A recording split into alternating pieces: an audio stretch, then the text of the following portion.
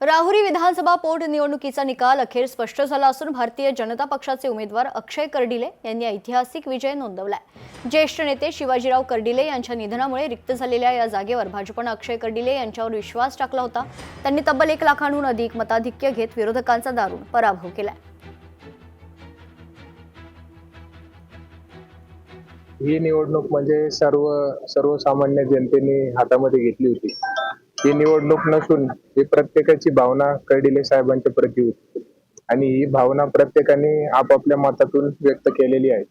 गेल्या 30 वर्षापासून साहेब प्रत्येकाच्या सुखात दुःखात एक कुटुंबातल्या सदस्यासारखे प्रत्येकाच्या कुटुंबामध्ये प्रत्येकाच्या हृदयामध्ये साहेबांनी घर तयार केले आणि आज आपल्यामध्ये 6 महिने झाले साहेब नाहीत, पण तेवढंच प्रेम आणि तेवढाच विश्वास जनतेने माझ्यावर देखील दाखवलाय।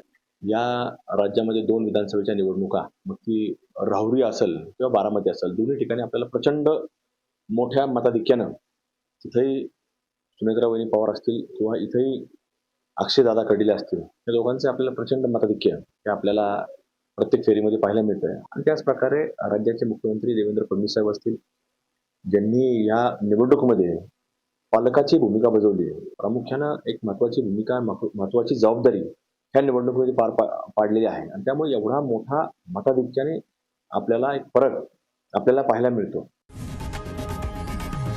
लोकशाही मराठी ऐका, पहा, जागरूक रहा।